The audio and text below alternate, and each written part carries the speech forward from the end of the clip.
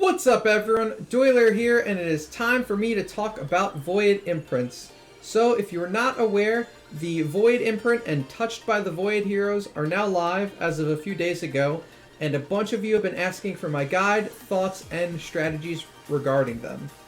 So, first of all, the 15 heroes that have been touched by the Void are Ada, Tara, Russell, Amun-Ra, Carrie, Drake, Delacium Ignis, Ithaqua Tix, Unimax, Sherlock Inosuke, Rogan, and Flora. So what, and I will include a link to the DH Games tweet with the infographic for these heroes so you don't have to remember all of those in your head. So what does Touched by the Void and Void Imprints mean? Well, if you have a Sword Flash Shia, or have watched anyone else's video, you've seen that spiral of stats and abilities that increase the hero's stats, increase your abilities, and as well as, just allow you to customize your hero as far as Void Transcendence heroes are concerned. So, if we go to one of the Touched by the Void heroes, so let's say Russell, there's now a new button at the very bottom that you can see, which is this little spiral. If you click here, you can see the Void Spiral, and as you can see, I've unlocked nothing. But the first nodes in each section are going to be so the first three nodes are going to be HP, attack, and then a dual node HP attack, followed by a buff to one of his abilities. So it will take it to tier 4 effectively. So you know when you go to 9-star, you get, from 9-star to 10-star, you get tier 3, and then you upgrade from 6-star to 7-star, you'll get tier 2, and so on and so on. So these will unlock tier 4 abilities, and they're always going to be in the same order. So the first one will be your passive stats, the second ability. The second one will be your third passive, the one that normally affects your basic skill. The third one will be your other passive. So actually, the order's not always the same. And, oh yeah, it is. And then the fourth one will be your active skill. So, quick example. So as you can see, the tier 4 passive skill Baptism of Light for Russell gives 40 attack, 100 holy damage, 40 crit, 30 CI, and 80 speed. So normally, he gets 30 attack, so 10 more, 80 holy damage, so a lot more, 40 crit, 30 CI, and 60 speed. So he's getting 20 more speed as well. Now, generally speaking, you will want to upgrade this node first as it's a little more efficient, as you can see. So you're getting 160 attack versus 90 attack and 8816 HP versus 4132. But you will have to finish all 30, 30, and 10 of these to get to this, to unlock the next section to get to this, and so on and so forth. So the prices of these have been changed since Void Shia came out. So for non-Transcendence heroes like Russell and so on, to get to passive, well, to get through this section, it will cost about 270,000. To get through this section, it will cost about 1.5 million. To get through this section, and this is cumulative. Sorry, yeah, I'm looking at the wrong chart. I had a total, but now I'm looking at cumulative. So to get to all three of these complete will cost 138,000 Stellar Shards, and then to unlock each of these nodes costs a 10-star hero. So 136,000, 8,000, then a 10-star hero. Then to go from here to here would be 726,000 total, then another 10-star. To get to here would be 2.2 million Stellar Shards, again in total, another 10-star, and finally to finish up the entire circle is 4.9 million Stellar Shards and the 4 10-star heroes. So, what does this all mean and what should you do?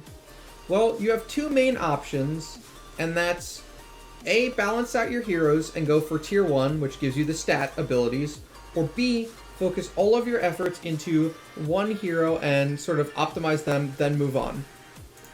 Now, as you can see at this point, I've got about 870,000 Stellar Shards. So, based on those numbers I was saying, I could get to the passive skill upgrade on any of my heroes.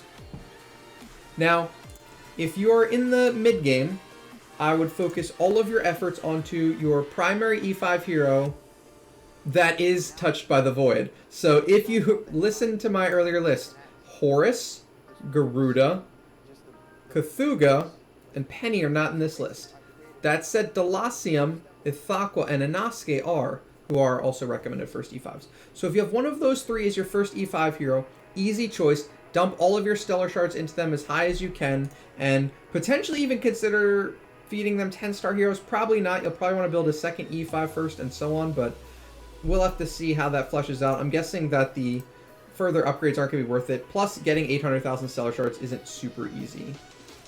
Or 250,000. So, if you're in the sort of the mid-game to end-game, mid-game to late-game transition, I would suggest putting the stellar shards and hero copies into whatever hero will give you the best in-game progress first.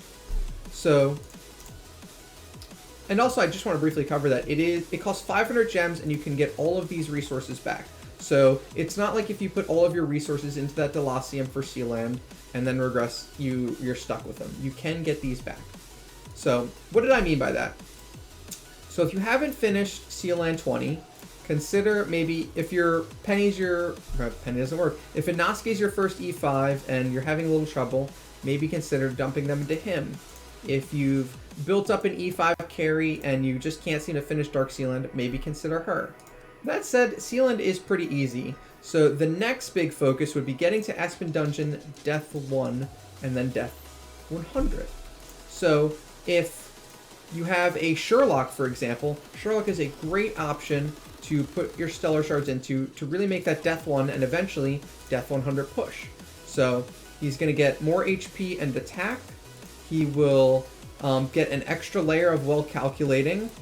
He will have a higher chance to dove the second target. And I believe his basic... I forget what his last one. I think his basic added... Nah, basic still has a 60% chance to dove, which I think it already has. Am I wrong?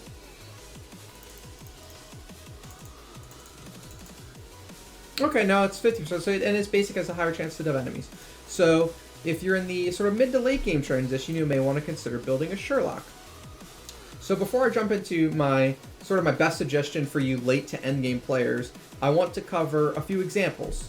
So if you've watched any of my other videos, you'll know these account references. So the Abyss Meme team, Cthulhu obviously can't be touched by the Void, but Ignis is looking to be the second E5.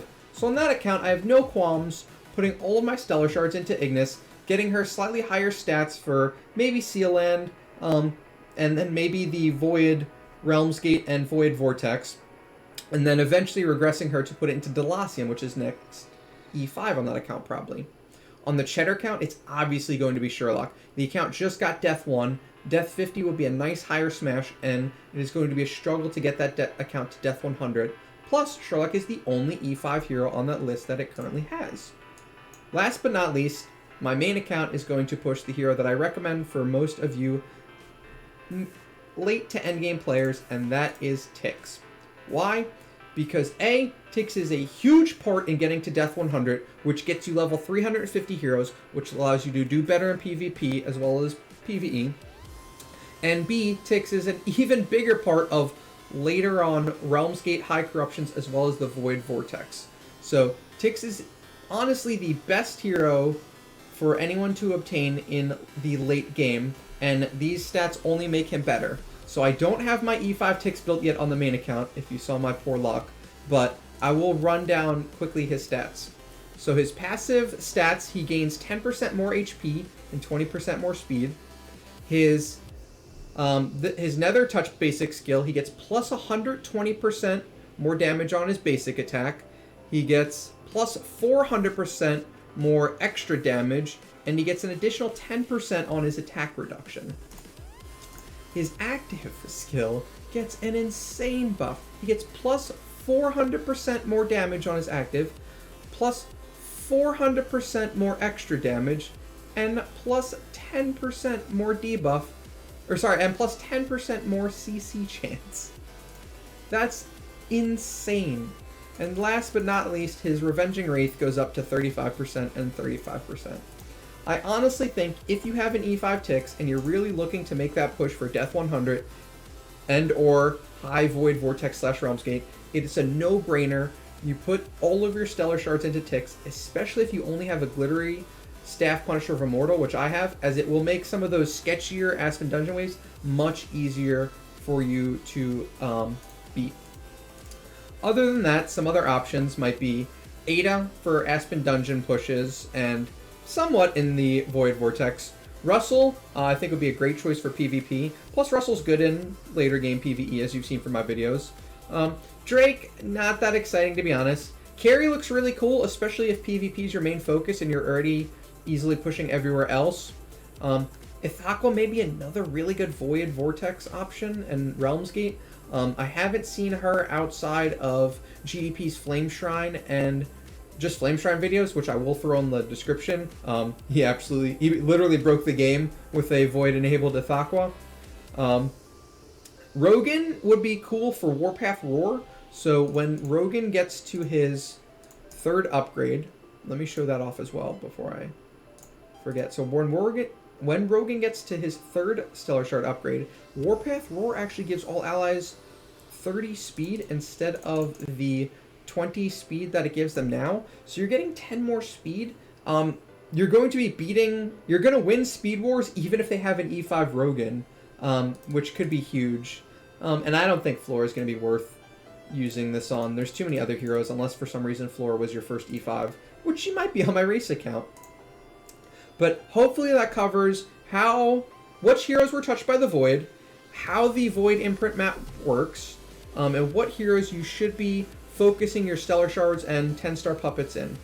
If not, definitely drop me a comment in the video comments with more questions or suggestions, as well as my Discord channel, which is linked in the description. But that's going to wrap it up for this guide. Be sure to hit that subscribe button if you want to see me finally build that E5 Tix and Void enable him. And I'll catch you guys tomorrow.